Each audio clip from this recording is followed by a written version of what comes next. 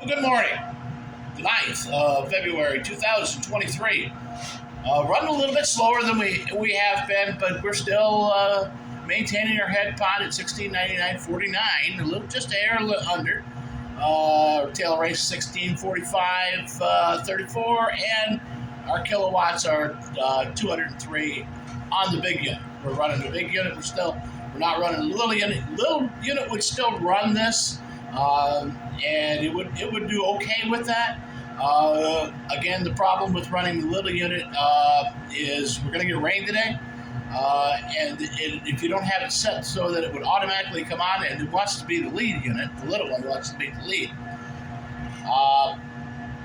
it's going to let the pond come up and break up the ice and push. So we want to run slow. We wanted to maintain the air, where it's at. So instead of letting it fluctuate high and then having to bring the other unit on, we'll run the big unit. The big unit can regulate a whole lot more and help to mitigate any problems that we would have with the flashboards. We don't want to break flashboards, because if we break flashboards, we're going to be down. The flashboards are going to be down until mid-April. And it's really hard to run. We lose a lot of money, and we're down because the ice is still on the dam, and I'm not going on there with ice, not just to rebuild flashboards. And if you got heavy flow, you can't possibly put flashboards in, because they're just going to wash down the spring. So, and some of those flashboards are long and big. They're 14 feet long. So, and that's just because the pins are broke inside the concrete. I can't get them out. But anyhow, so that's the plan at this point, and we're just going to run that way, see how that happens. We've got some freezing rain coming today. Supposed to start about 10 o'clock. The forecast says snow and rain, but we'll see. The skies are red this morning, so we've got red tint to everything, so something's going to happen. We're planning on rain. We're planning on the freezing rain, 0.2 of an inch, which is kind of significant for ice. We'll see what happens. Planning on working in the speculator today, so just to so I can get home, basically. When I get done, I can get there. So, or if the power goes out. If the power goes out, if it goes out, comes back on, I got to come down here and turn the thing on. So, which is ridiculous, but that's what we got to do. So I plan on being close today, just to take care of that.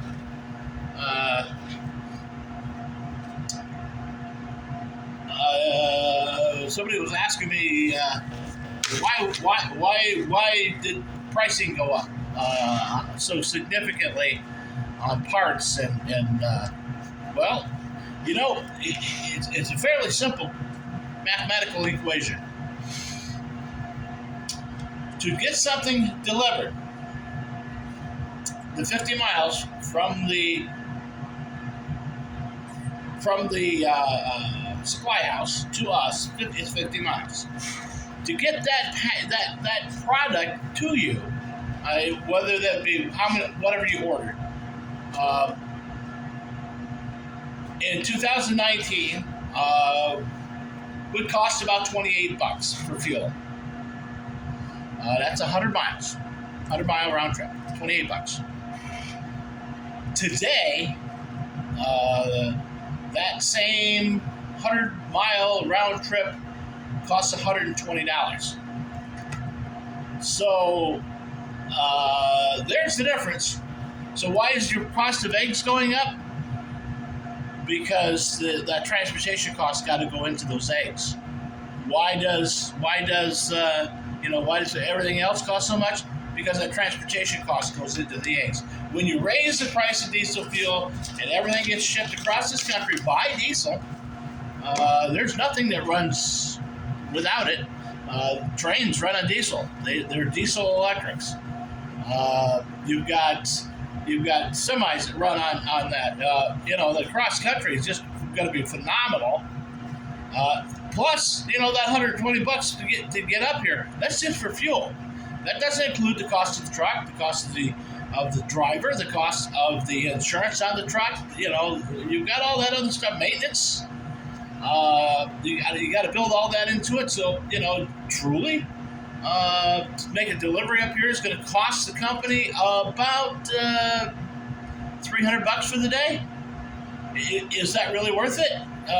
Especially if we're the only customer that ordered something that day, or they got a little bigger route than that, but they'll hit 4 or 5 people up here, but for the most part during the wintertime, we're not ordering that much stuff from them, so every nickel makes a difference. I do get stuff shipped in UPS from one of the supply houses. They can't bring me pipe. They can't bring me copper. They can't bring, they don't bring anything sizable. If they send you a boiler, it's drop freight so it's going to be by truck. And who knows when you'll get it. They'll just bring it up, drop it off, say, there you go. So you can't really order from that supply house to get that kind of stuff. You got to get it from the local guy because he's going to have it. He's going to bring it right to you. So the cost of that on top of everything else, it's just phenomenal.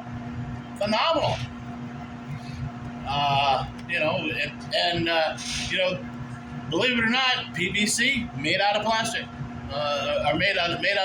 PVC is obviously plastic. PVC is made out of oil. So when the oil prices go up, so does the cost of PVC. Glue is petroleum based, so it's going to cost you more money also. Glue, primer, rags, the rags we use to clean up, the fittings that we have to put on, all that stuff, that's all costs of diesel fuel and petroleum-based products, and the supply house gets that stuff delivered to them too, so their costs are incurred there. So if you're worried about the cost of what it costs to get stuff and what you're paying for products and what you're paying for food at the grocery store, you go right back to your congressman and say, start drilling for oil in our own country, because you're paying for that. Electric is not going to solve the problem. I run a power plant. We are as green energy as possible. There is nothing here that would not be considered green. We got water. Water makes our power.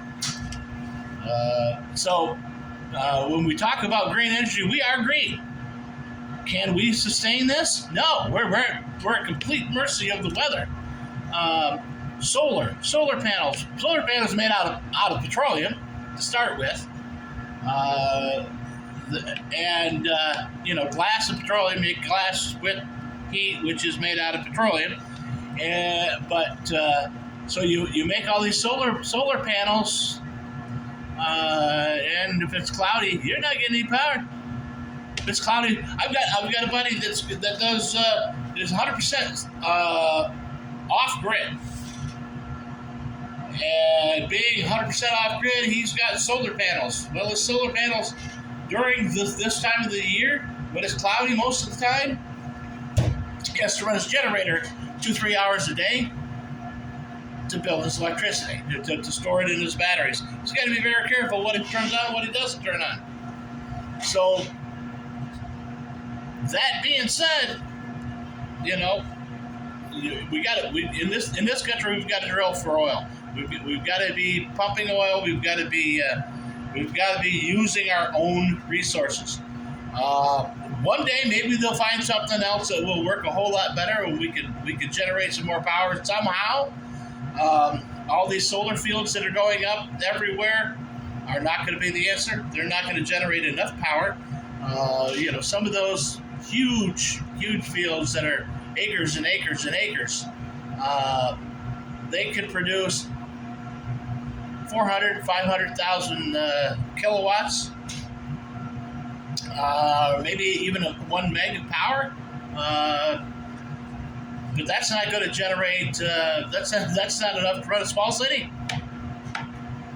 So I don't know. I don't know why they're pushing, other than the government's paying them to do it. Your battery operated cars run on gasoline, run on diesel fuel and coal, because it takes diesel fuel and coal to run them. You're not going to bring it down here and plug it in. That's going to take. I could probably plug one in, and that'd be about it. It would be pennies what it would cost us to charge one, but we sell power. And so anything that so I'm very careful. I changed my fluorescent lights here to LEDs, and I'm working on doing the other ones in the plant. And simply because for every kilowatt I can sell, we make money. And so if I don't have to use them, we're doing better. Any place that I have an incandescent light is a LED, and a very low watt LED. So we do our best with what we've got to work with, and it's what we do. Even my security lights, other than the ones at the dam that I can't convert yet, they are on all the time, and that's mandated. That's safety. But my security lights here coming in are either, number one, solar. I've got solar lights coming up and down the driveway, and they work. They do fine. And I've got LED motion sensor lights that will light up the parking lot when people show up or people drive in. Other than that, that's what we've got for lighting. I do have spotlights on the building on the riverside that that are LED, again, LED lights. And they basically light up the tail race, and so it's again another security issue. And so that's pretty much what we're at. But the difference between a $28 trip and a $120 trip, somebody eats that cost. And who eats it? The end consumer. That's who gets it. Why are egg prices high? Because transportation costs. It has nothing to do with an avian flu. It has nothing to do with, a bad thing in the feed. No. It's transportation costs. The farmer has to make money. If he's paying $6 for a gallon of diesel fuel to run his tractor, somebody pays for that. He doesn't just say, "Oh, well, that's what I have to pay, so I can make $1." No, somebody pays for that. It's figured into the cost of the eggs. So when it costs us more money, shipping and feed costs more money. Producing that feed costs more money. So it's an endless cycle, and all goes right back to fuel. Your congressman will not tell you that. you will hear the green people tell you that that's not true. That's just greed. There's greedy companies out there. Well, no, there's companies out there that are required to make a profit because individuals invest in that. And if you don't think you're invested in petroleum or in energy or in pharmaceuticals, if you've got a 401k or a pension, you are invested in that stuff. So you are cutting your own throat by doing that other stuff. So, there. Our economy basically revolves around petroleum-based products because we don't do anything else. We have a manufacturing sector, but most of our manufacturing goes back towards the automotive industry. So if we're going back to the automotive industry runs off of petroleum. Cars drive on petroleum, believe it or not. How do they get that product? Well, it gets shipped in. Well, how does it get shipped in? By either diesel-powered ships, diesel-powered trains, or diesel-powered trucks. So, anyways, we'll move on from that subject because it keeps getting long. Today I'm going to go back to work on the boiler. I'm going to finish that loop. I've got an idea to bleed the kick heater. Kick heaters are always a problem. They are very tough to work with to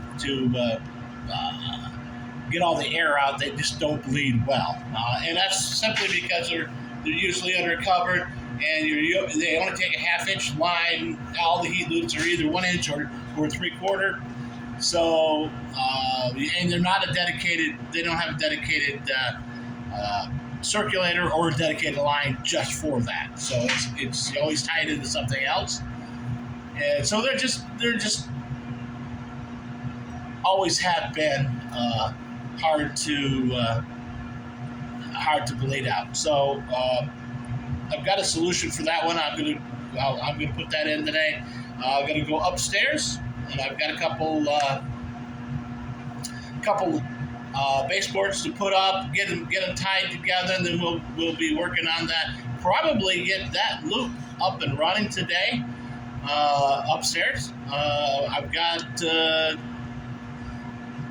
identified where we're going to be putting the wiring for the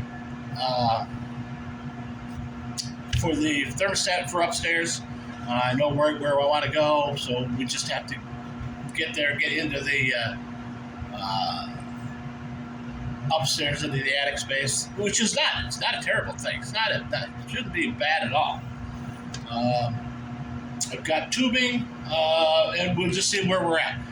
Again, if it starts getting real bad or the power starts flickering on and off, I'm going to have to stop and come down here and babysit. Which is okay, it's just what it's going to be. Got to go back on Friday. I'm going to go back to Sebille. We did our water line inspection, got all that taken care of yesterday. We're going to use air to pressure test the drain lines, and the inspector will meet me some point next week, and I'm not sure what day yet that's going to be, but I got his card. I'll give him a call. He'll come down and check it out. Should not be a huge problem. I've got to go tomorrow. I'm going to go back and finish the shower line. We've got that pretty much wrapped up, ready to go.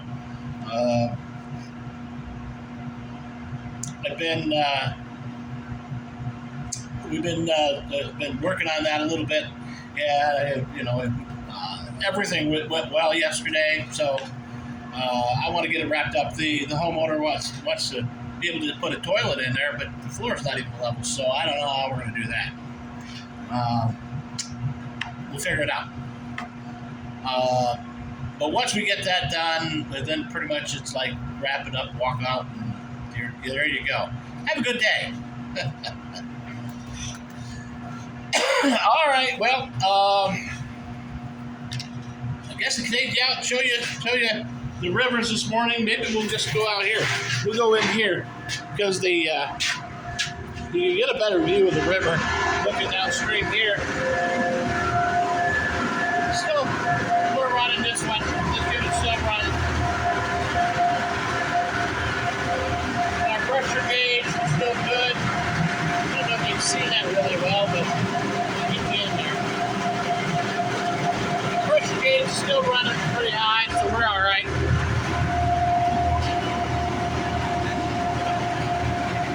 Somebody should clean these windows, but that's not going to be me. That's got to be, most of that dirt's on the outside.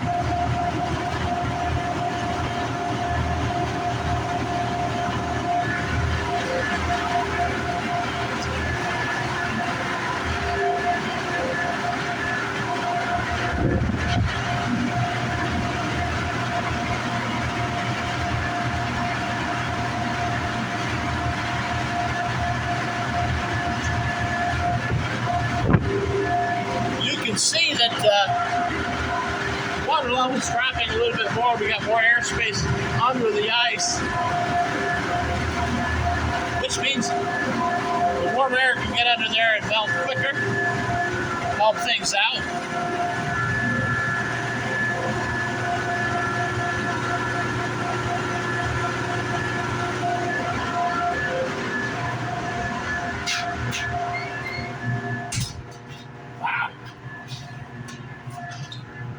So basically, let me get you outside real quick here. You can see it's kind of strange. It's just kind of, sky's a little bit weird today. Chickens are out. Chickens, I made sure they had water last night, so we got water. We come down, burned a little bit of cardboard, and I give it to Lee, and Lee just he likes to burn, so we just give it to him, say burn that.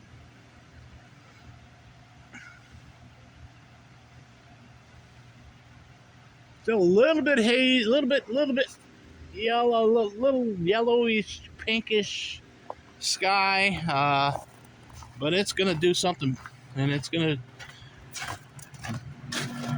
I'm hoping that we see more rain than freezing rain, but I don't know. At this time, it could be a little bit of everything. I don't know if you can pick that little pink up in there in that sky, but red sky at night, sailor's delight. Red sky in the morning, sailors take warning. All right, well, I'm going to finish up my stuff and get out of here, go home, eat a little bit of breakfast, and then begin my day at being change hats, become a plumber. Plumber HVAC guy. I will be talking to you later. I'm going to try to get you some pictures today. I promise. I really promise. Show you the boiler, show you the loop, show you what we've been up against. This has been one of those houses that it's been added on